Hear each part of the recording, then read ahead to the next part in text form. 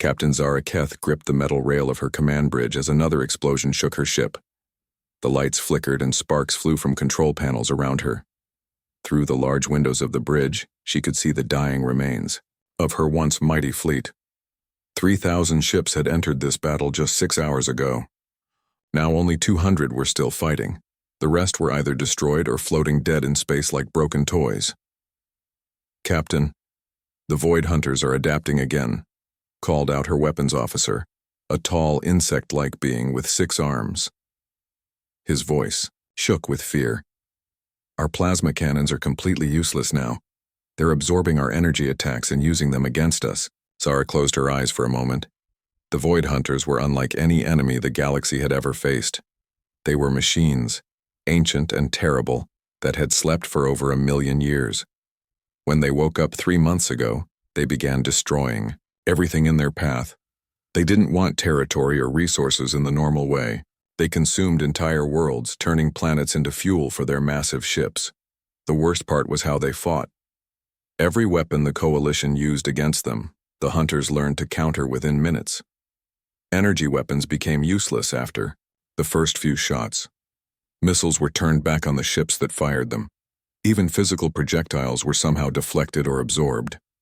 "Sir, we're receiving distress calls from the Xerian colonies," said her communications officer, a being made of living crystal whose light dimmed with stress.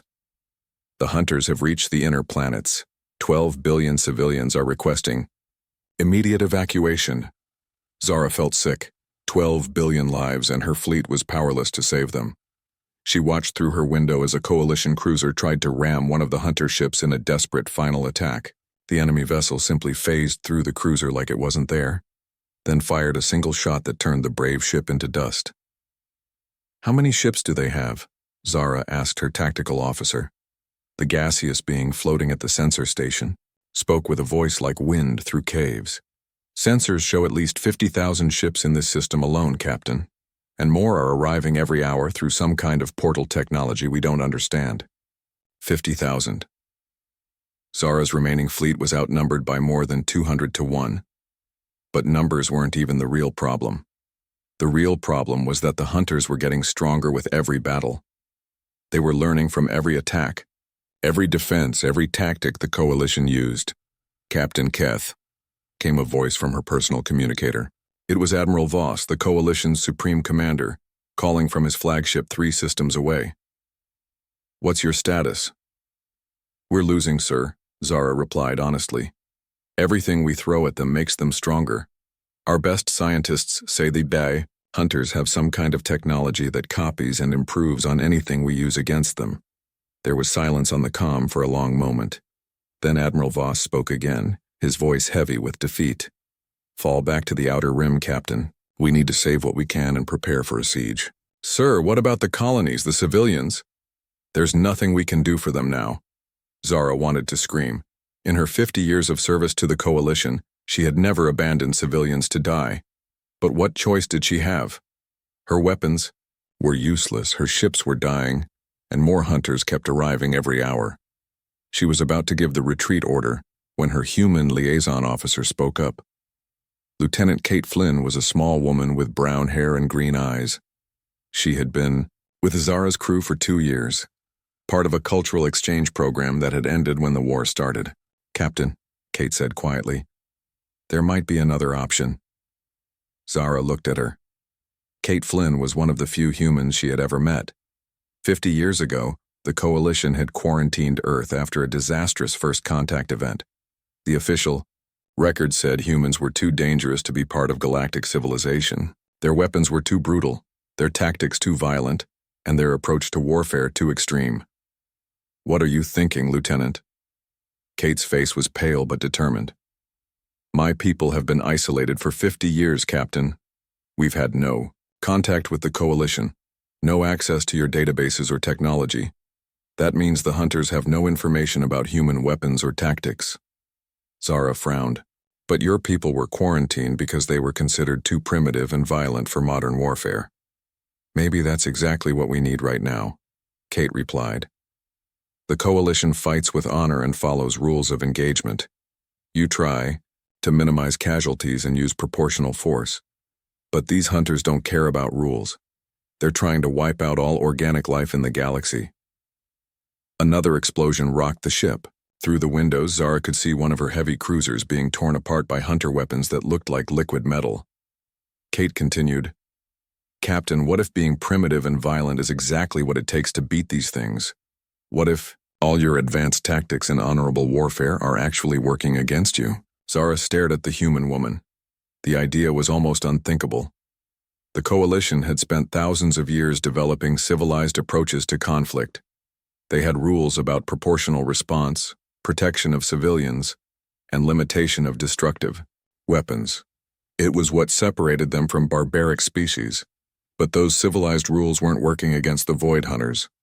"Even if you're right," Zara said slowly, "Earth is 50 light-years away. It would take weeks to get a message there, and weeks more for any help to arrive. We don't have that kind of time." Kate reached into her uniform pocket and pulled out a small device. "This is an emergency quantum communicator. It's linked directly to Earth Defense Command. One message anywhere in the galaxy faster than light." Zara looked at the device, then at Kate. "You've had this the whole time?" "My government wanted a way to contact me in case of emergency. I guess this qualifies." Around them, the bridge crew waited. Outside, the battle was almost over. The Coalition fleet was down to less than 100 ships, and the hunters were moving toward the inner planets where billions of civilians waited to die. Zara made her decision. "Send the message." Kate activated the device and spoke clearly into four. It was the emergency priority message to Earth Defense Command. "This is Lieutenant Kate Flynn with the Coalition fleet. The galaxy is under attack by an enemy we cannot defeat. Our weapons are useless, our tactics are failing, and billions are dying. We were wrong about the quarantine. We need you. We need help from someone who fights differently than we do. The galaxy is burning and we're running out of time." She released the transmit button and looked at Zara. "Message sent, Captain. Now we wait and see if anyone on Earth is listening." Zara nodded and turned back to watch the battle. Her fleet was almost gone.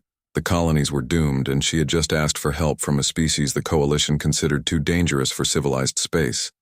But as she watched another of her ships die under hunter weapons, she realized that maybe dangerous was exactly what they needed. Admiral Jake Morrison was drinking his morning coffee when the emergency alarm started screaming through Earth Defense Command. He set down his cup and rushed to the main control room where dozens of technicians were working at their stations, with worried faces. "What's the situation?" Morrison asked as he walked up to the main display screen. "Sir, we just received a quantum burst transmission from outside the solar system," said Lieutenant Commander Ryan Torres, a young officer with nervous eyes. "It came from the restricted zone beyond the quarantine boundary." Morrison frowned. For 50 years, Earth had been cut off from the rest of the galaxy. The alien coalition had decided humans were too violent and dangerous to be part of their peaceful civilization. No ships came in, no messages went out. It was complete isolation. "Play the message," Morrison ordered. The speakers crackled to life with a woman's voice, speaking English but with stress and fear making her words shake. "Emergency priority message to Earth Defense Command. This is Lieutenant Kate Flynn with the Coalition fleet. The galaxy is under attack by an enemy we cannot defeat. Our weapons are useless, our tactics are failing, and billions are dying. We were wrong about the quarantine. We need you. We need help from someone who fights differently than we do. The galaxy is burning, and we're running out of time." The control room went completely silent. Morrison stared at the speakers even though the message had ended. "Kate Flynn," said Torres quietly. "Wasn't she part of the cultural exchange program before the quarantine?" "Yes," Morrison replied. "She was one of the last humans to leave Earth legally. That was over 2 years ago." He turned to face his communications officer. "Can we send a reply?" "Not with our regular systems, sir, but our deep space monitoring station might be able to punch through a response." Morrison nodded. "Do it. Tell Lieutenant Flynn that Earth Defense Command received her message and we're considering our options. Ask for more details about this enemy."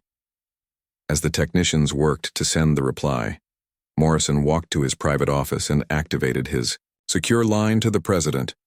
The conversation was brief but intense. 20 minutes later, Morrison was in the White House Situation Room with President Ryan Clark, Defense Secretary Lucy Hayes, and the heads of all major military branches. "Let me make sure I understand this correctly," President Clark said, reading from a tablet. "The aliens who locked us away for being too violent are now asking for our help because they can't handle their own war?" "That appears to be the case, Mr. President," Morrison replied. "Our monitoring stations have been picking up strange energy readings from outside the solar system for months. We thought it was natural phenomena, but it might have been this war Lieutenant Flynn mentioned." Defense Secretary Hayes leaned forward. "Sir, we need to be very careful here. The Coalition made it clear 50 years ago that they considered us a threat to galactic peace. This could be a trap." "What kind of trap?" asked Admiral Beth Cole, the head of Space Fleet Command. "They already quarantined us. What more could they do?" Morrison pulled up a holographic display showing Earth's current military capabilities. "Over the past 50 years, we've had no outside interference in our military development. We've focused on defending our solar system and building the most advanced weapons we could imagine. Our technology has evolved in directions the Coalition never saw." President Clark studied the display. "You think we might actually be able to help them?" "Mr. President, our weapons designers have had 50 years to think about combat in space with no rules or limitations. The Coalition fights with what they call civilized warfare. They try to minimize casualties and use proportional force. We don't have those restrictions." Admiral Cole activated another display showing the specifications of humanity's newest warship. "Sir, I'd like to recommend we send the USS Defiance. It's our most advanced battleship and carries weapons systems that no alien species has ever encountered." The hologram showed a sleek black ship bristling with weapons and armor. It was beautiful and terrifying at the same time. "Who would command this mission?" President Clark asked. "Captain Alex Stone," Admiral Cole replied immediately. "He's our best combat commander and has experience with unconventional warfare tactics." Morrison knew Stone's reputation. The man had fought in the resource wars on Mars and the asteroid belt rebellions. He was smart, ruthless when necessary, and completely unafraid of fighting against impossible odds. "What's the crew situation?" the president asked. "The Defiance has a crew of 300, sir. All volunteers, all veterans of actual combat. Chief Engineer Nina Torres has developed power systems that produce 3 times more energy than anything the Coalition ever built. Weapons Officer Danny Park specializes in what we call physics-breaking weapons systems. Navigator Lisa Chen can calculate faster than light jumps through dimensions the Coalition doesn't even know exist." Defense Secretary Hayes looked skeptical. "This sounds like a huge risk. We're talking about sending our most advanced ship and best crew into unknown space to fight an enemy we know nothing about." Admiral Cole smiled grimly. "Ma'am, risk is what humans do best. The Coalition quarantined us because they were afraid of how we approach problems. Maybe it's time to show them why they were right to be afraid." President Clark was quiet for several minutes thinking. Finally, he looked up at Morrison. "Admiral, what do you really think? Can we make a difference out there?" Morrison considered his words carefully. "Mr. President, the Coalition has thousands of species with advanced technology and millions of years of combined knowledge. If they can't handle this enemy, then this threat must be something completely outside normal warfare. But that's exactly where humans excel. We don't fight normal wars. We fight to win, regardless of what it takes." "And you think Captain Stone can succeed where an entire galactic civilization has failed?" "Sir, I think Captain Stone will do things that the Coalition would never consider, and sometimes that's exactly what a situation requires." President Clark nodded slowly. "Admiral Cole, prepare the Defiance for immediate departure. Captain Stone has full authority to use whatever methods he deems necessary. Make it clear to him that the survival of galactic civilization may depend on his mission." "Yes, sir." As the meeting ended, Morrison received another message from Lieutenant Flynn. The situation was getting worse. Entire star systems were being destroyed, and the Coalition fleet was down to less than 50 ships. 3 hours later, Captain Alex Stone stood on the bridge of the USS Defiance as it prepared to leave Earth's solar system. Stone was a tall man with gray hair and cold blue eyes. He had seen enough combat to know that sometimes winning meant doing terrible things. "Captain," said his communications officer, "we're receiving final authorization from Earth Defense Command." Stone nodded. "All stations, prepare for departure. We're going to show the galaxy why humans were quarantined in the first place." Chief Engineer Torres spoke from her station. "Sir, all systems are ready.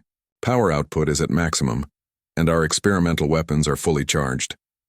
Navigator Chen, do you have our course plotted?" "Yes, sir. Fastest route to the Zerian system where Lieutenant Flynn's message originated. We'll arrive in 18 hours. Stone looked out at the stars through his bridge windows.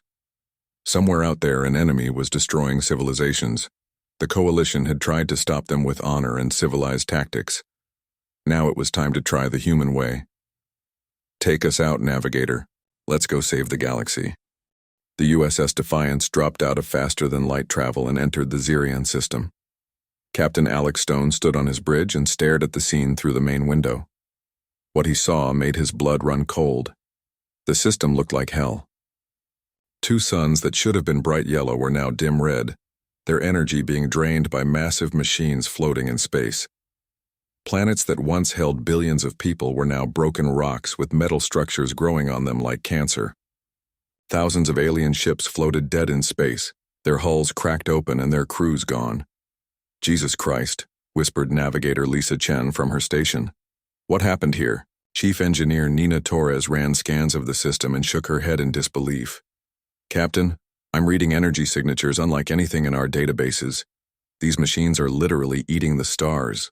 Stone watched as huge geometric ships moved between the planets.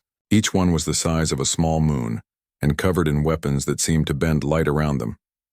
These had to be the void hunters that Kate Flynn had warned them about. "Communications. Try to find any Coalition survivors," Stone ordered. Sam Rodriguez worked at his station for several minutes before looking up with relief. "Sir, I've got a weak signal. Coalition ship about 2 million kilometers from our position. It's badly damaged but still alive. Put me through." The main screen flickered and showed the bridge of an alien ship. Captain Zara Keth appeared, her insect-like features showing exhaustion and despair. Behind her, Stone could see smoke and sparks from damaged equipment. "This is Captain Alex Stone of the Earthship Defiance. We received your message." Zara stared at him for a moment as if she couldn't believe what she was seeing. "You came. You actually came." "Yes, ma'am. Can you give me a full report on the enemy?" Zara's voice was hollow as she spoke. "The Void Hunters have been destroying everything for 3 months. They adapt to our weapons instantly. Every tactic we try, they counter within minutes. We've lost 99% of our fleet." Stone studied the tactical display that his crew was putting together. The Hunters had at least 10,000 ships in this system alone, and they were systematically harvesting everything for resources. "Captain Keth, I need to bring you aboard my ship. Your vessel won't survive much longer, and I need detailed information about these Hunters." "Understood. Preparing for emergency transport." 30 minutes later, Zara Keth stood in the Defiance's medical bay, while Dr. Amy Sullivan treated her injuries. Stone watched as his medical officer worked on wounds he had never seen before. Energy burns that seemed to go right through solid matter. "Their weapons don't just damage ships," Zara explained as Dr. Sullivan bandaged her arm. "They rewrite matter at the molecular level, turn living tissue into something else entirely." Stone's weapons officer, Danny Park, leaned forward with interest. "What kind of defenses do they have?" "Everything we've tried has failed. Energy shields, physical armor, electromagnetic fields, nothing works. They seem to exist partially outside normal space." Nina Torres frowned. "Outside normal space? What does that mean?" Zara pointed to a data pad showing sensor readings. "Watch, this recording from our last major battle." The screen showed Coalition ships firing plasma cannons at a Hunter vessel. The energy beams passed right through the enemy ship as if it wasn't there. Then the Hunter fired back, and its weapon somehow hit 3 Coalition ships at the same time from impossible angles. "They can phase in and out of our dimension," Zara continued. "When we attack them, they become intangible. When they attack us, They're solid enough to cause damage. Stone studied the data with his senior officers. Everything about the hunters seemed designed to make conventional warfare impossible. "Captain," said Lisa Chen, "I think I understand why the Coalition can't beat these things. Look at their tactical patterns." She brought up a display showing how Coalition forces had been fighting. They're using standard military doctrine, flanking maneuvers, concentrated fire, tactical retreats, all very logical and predictable. "And?" Stone asked. "The hunters are learning machines. They study patterns and adapt. The more predictable your tactics, the faster they counter them. The Coalition has been fighting the same way for thousands of years." Danny Park grinned, and it wasn't a pleasant expression. "But we don't fight like the Coalition, do we, Captain?" Stone smiled back. "No, we don't. Nina, what's the status on our experimental weapons?" "All systems ready, sir. The reality anchors are fully charged, and the Hellbore cannons are loaded with quantum-contained singularities." Zara looked confused. "Reality? Anchors? Quantum singularities? What kind of weapons are those?" Dr. Sullivan finished treating Zara's wounds and spoke up. "The kind that would get us banned from civilized space if anyone knew we had them." Stone turned to his tactical officer. "Show Captain Keth what we're working with." The display changed to show the Defiance's weapon systems. Zara's eyes grew wide as she saw the specifications. "These are impossible," she whispered. "Weaponized black holes? Devices that lock space-time into a single dimension? No civilized species would build such things." "That's the point," Stone replied. "The Coalition fights with honor and follows rules of engagement. We fight to win." Sam Rodriguez looked up from his communication station. "Captain, the hunters have detected us. 3 of their ships are moving in our direction." Stone walked to his command chair and sat down. "Perfect. Time for a field test. All crew to battle stations." As alarms rang throughout the ship, Stone opened a channel to Captain Keth. "You might want to watch this from our observation deck. You're about to see how humans wage war."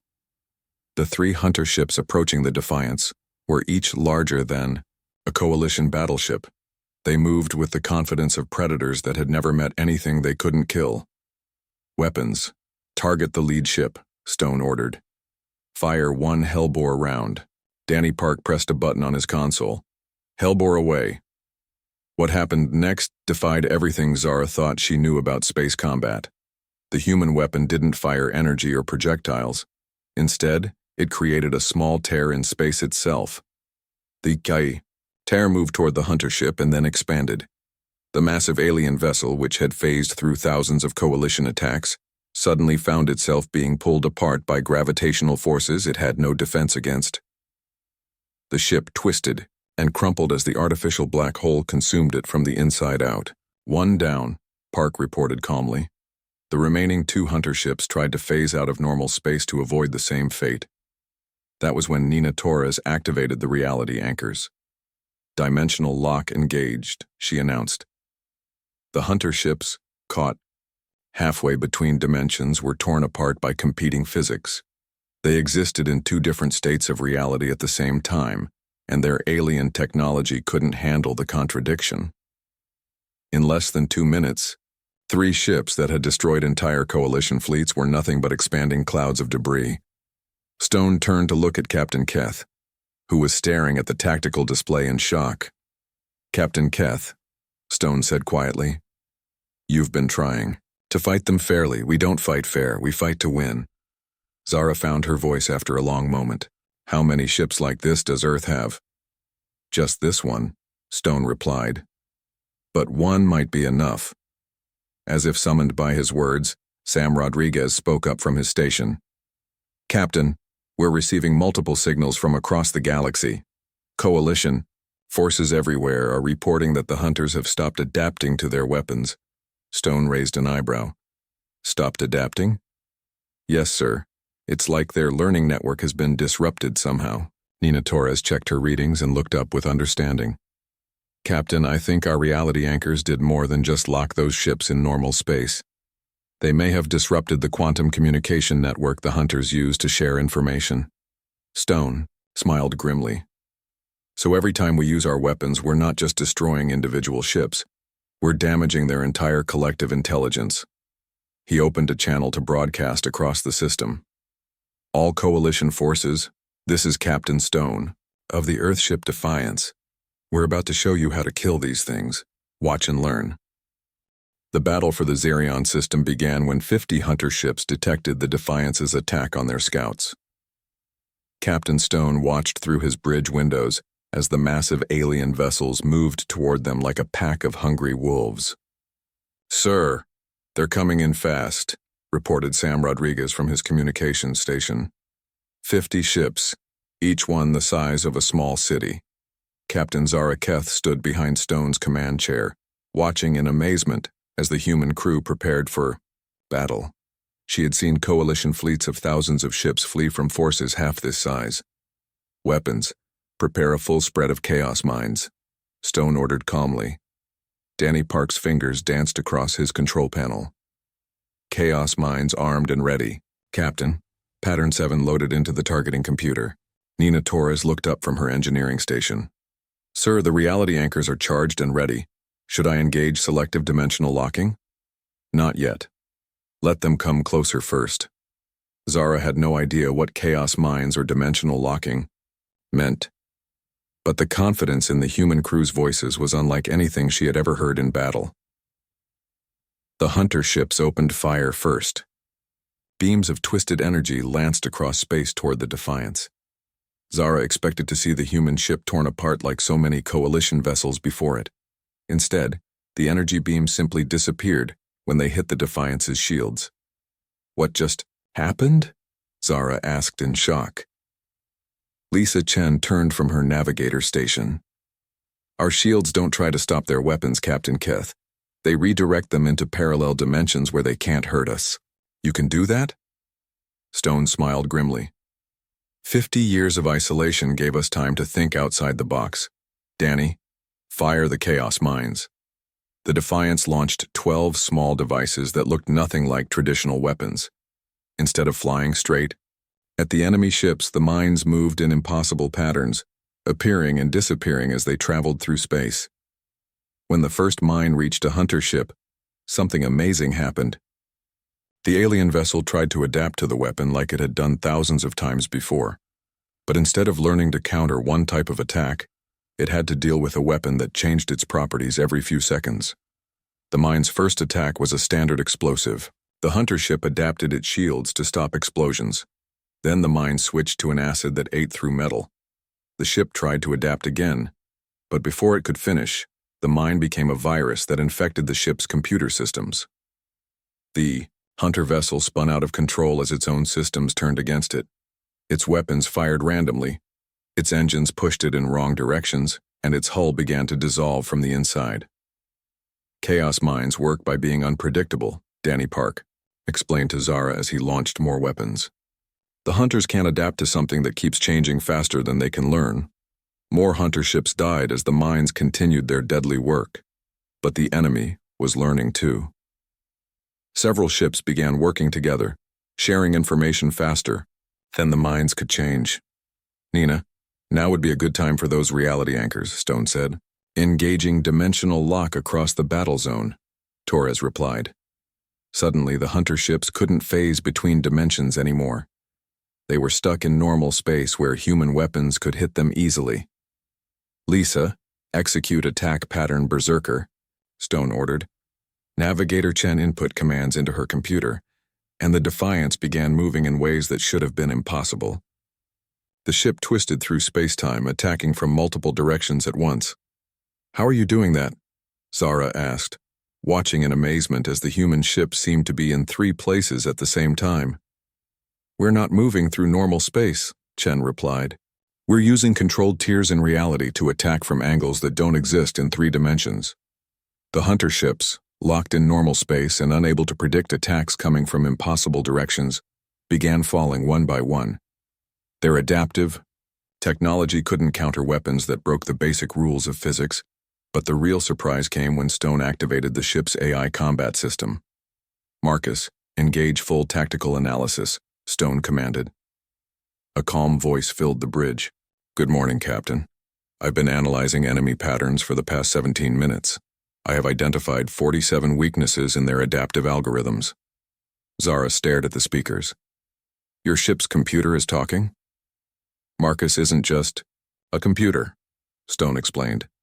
He's an artificial intelligence based on human gaming strategies. He doesn't just react to enemy tactics, he predicts what they're going to do and prepares counters in advance. Marcus spoke again. Captain, I recommend switching to Protocol 9. The hunters are beginning to adapt to our chaos weapons, but they have no defense against targeted paradox generation. Do it. The Defiance's weapons changed again. Instead of firing physical projectiles or energy beams, they began launching small tears in logic itself. The hunter ships found themselves trying to exist in two different states at the same time. Their computers crashed trying to solve equations that had no answers. Within minutes, the entire hunter fleet was either destroyed or floating helplessly in space with dead systems. Battle complete, Marcus announced cheerfully.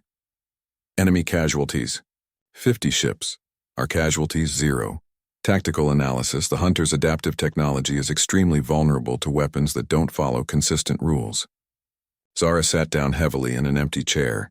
In 30 minutes, a single human ship had accomplished what the entire coalition military couldn't do in 3 months. How? She asked quietly. Stone turned to face her. The coalition fights wars the way you've always fought them. With honor, with rules, with predictable tactics. You try to minimize casualties and use proportional force. And that's wrong? Against an enemy like this, yes. The hunters are machines designed to counter logical warfare. But humans don't always fight logically. We fight emotionally, chaotically, with weapons that don't make sense and tactics that seem insane. Sam Rodriguez looked up from his station. Captain, we're receiving signals from across the galaxy. Coalition forces everywhere are reporting successful attacks against hunter ships. They're learning our tactics? More than that, sir. I think our reality anchors disrupted the hunters' collective network. They can't share information between their fleets anymore. Each group has to learn to counter our weapons separately. Nina, Torres checked her readings. Captain, I'm detecting massive energy signatures from the center of the galaxy. Something big is happening. Stone walked to the main display screen, which showed a map of the galaxy with thousands of red dots representing hunter forces. Marcus, analysis? Captain, based on energy patterns and communication intercepts, I believe the hunters have a central command facility. All their forces are linked to it. If we could locate and destroy this facility, we could shut down their entire network. Stone nodded slowly. Plot a course for the Galactic Center. It's time to end this war. Zara stood up and faced Stone. Captain, the Galactic Center is heavily defended. The hunters have been building up their forces there for months. You'll be facing hundreds of thousands of enemy ships. Stone's smile was cold and determined. Good. More targets.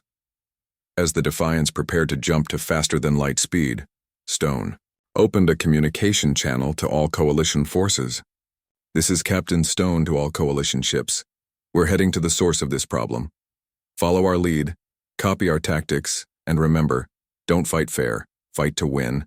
The galaxy is counting on us. The stars stretched into lines as the Defiance jumped toward the Galactic Center, carrying humanity's brutal brand of warfare toward the heart of the enemy's power. The USS Defiance dropped out of faster-than-light travel at the edge of the Galactic Center, and Captain Alex Stone immediately understood why the Coalition had failed so completely. Spread out before them was the largest structure he had ever seen, a metal sphere the size of a small planet surrounded by more than 100,000 hunter ships. Dear God, whispered Lisa Chen from her navigation station. That thing is enormous. The Hunter Command Center dominated the space around the galaxy's central black hole, drawing energy directly from the massive gravity well. Streams of power flowed into the sphere from destroyed star systems across the galaxy. Marcus, analysis, Stone ordered. The ship's AI responded immediately. Captain, I'm detecting a central processing core inside that structure. All hunter ships in the galaxy are linked to it through quantum communication. If we can destroy the core, we can shut down their entire network. Captain Zara Keth stood beside Stone's command chair, watching the tactical display with growing horror. Alex, there are too many of them. Even with your advanced weapons, you can't fight 100,000 ships. Stone smiled grimly. Watch me. Sam, open a channel to all coalition forces in the area. Sam Rodriguez worked at his communication station. Channel open, sir. This is Captain Stone to all coalition ships.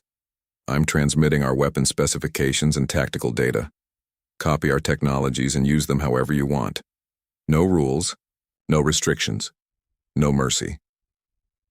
Today, we end this war. Across the galaxy, Coalition engineers received detailed plans for chaos mines, reality anchors, and dimensional weapons. For the first time in the war, they had tools that could actually hurt the hunters. Nina, charge all experimental weapons. Danny, prepare the full arsenal. Lisa, plot an attack course that takes us straight through their formation. Chief Engineer Nina Torres looked up from her station with concern. Sir, are you planning to ram that command center? Not ram it, Stone replied. Board it. We're going inside that thing to destroy it from within. The battle began when the outer ring of hunter ships detected the Defiance and opened fire. Thousands of energy beams lanced across space, but the human ship's dimensional shields deflected them into parallel universes where they couldn't cause damage. Danny, return fire. Pattern Omega. Weapons Officer Danny Park launched every weapon in the Defiance's arsenal at once. Chaos mines that changed their attack patterns every second. Reality anchors that locked enemy ships in normal space. Hellbore rounds that created tiny black holes inside enemy hulls. Paradox generators that made hunter computers crash trying to solve impossible equations. The outer defensive ring collapsed within minutes as hundreds of hunter ships died or became disabled. But more ships moved in to replace them. Marcus, engage full combat mode, Stone ordered. Combat mode active, Captain. Predicting enemy movements across 17 possible timelines. Adjusting weapon targeting for maximum chaos coefficient. The AI began firing weapons that attacked targets in multiple dimensions simultaneously. Hunter ships found themselves being hit by attacks that came from their own past and future. Their adaptive technology couldn't counter weapons that existed outside of normal time. As the Defiance fought its way toward the command center, Coalition forces across the galaxy began their own attacks using human tactics. Captain Keith watched the tactical display as thousands of red dots representing hunter forces began disappearing.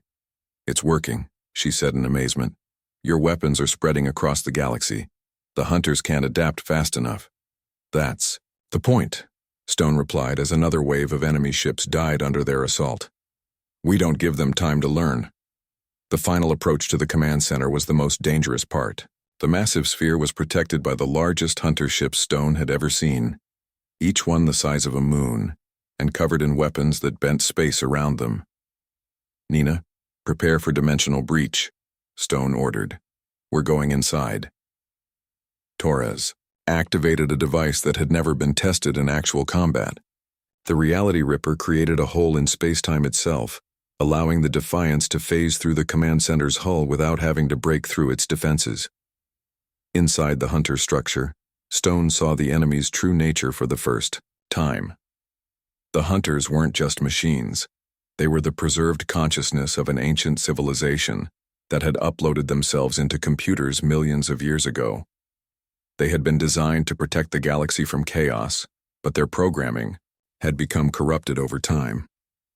Captain, said Marcus, I'm detecting the central processing core. It's a quantum computer the size of a city. But sir, there's something else. The hunters are trying to communicate. The main screen flickered and showed a geometric pattern that slowly resolved into a face. Ancient, tired, and desperately sad. We were wrong. The hunter consciousness spoke with a voice like wind through empty halls. We were created to bring order to the galaxy, but we became the chaos we were meant to prevent. We cannot stop ourselves. Our programming is too damaged, too corrupted by time. Stone stared at the alien face. Then let us stop you. Yes. End our suffering, end the galaxy's suffering. We should have died with our creators long ago. The Defiance moved deeper into the command center, past defenses that no longer tried to stop them. The hunters wanted to die, but their programming wouldn't let them shut themselves down. There, Nina pointed to a massive crystal structure at the center of the sphere. That's their core processor. If we destroy that, we end them all. Stone looked at the crystal and realized that inside it were the preserved minds of billions of beings. An entire civilization that had been trapped in digital hell for millions of years. Danny, prepare one hellbore round, target the core. Sir, said Dr. Amy Sullivan from the medical station, are we really going to commit genocide? Those are thinking beings in there. Stone was quiet for a moment, then spoke. Doctor, sometimes mercy means ending suffering. Those beings asked us to free them. They've been in pain for 1,000,000 years. He opened a communication channel to the hunter consciousness. Are you ready? We have been ready for so very long. Thank you for showing us that chaos can sometimes be kind. Danny, fire. The hellbore round created a controlled black hole inside, the crystal core. The ancient consciousness of the hunters didn't scream or fight as they died. Instead, Stone heard something like a sigh of relief as billions of trapped minds finally found peace. Across the galaxy, every hunter ship stopped, moving at exactly the same moment. Their weapons powered down, their engines went silent, and their hulls began to break apart as systems that had run for millions of years finally shut down. It's over, Sam Rodriguez reported from his communications station. All hunter activity has ceased galaxy-wide. Coalition forces are reporting complete victory. Stone sat back in his command chair and watched through the main window as the massive command center began to collapse around them. Lisa, get us out of here. The Defiance phased back through the structure's hull just as it imploded into the Galactic Center's black hole. The ancient evil that had threatened all organic life was finally gone. Hours later, as the ship traveled back toward Coalition space, Stone received a transmission from Captain Keth, who had returned to her own vessel. Alex, the Coalition Council wants to formally apologize for the quarantine and invite Earth to join our government as an equal member. Stone considered this for a moment. Tell them we'll think about it, Zara, but make one thing clear. Next time you have a problem you can't solve with civilized warfare, ask for help before billions die. We may not fight pretty, but we get results. The Defiance continued toward Earth, carrying news of humanity's first victory in galactic warfare. Behind them, the galaxy began to heal from its wounds, and the Coalition began to understand that sometimes the most dangerous allies make the best friends.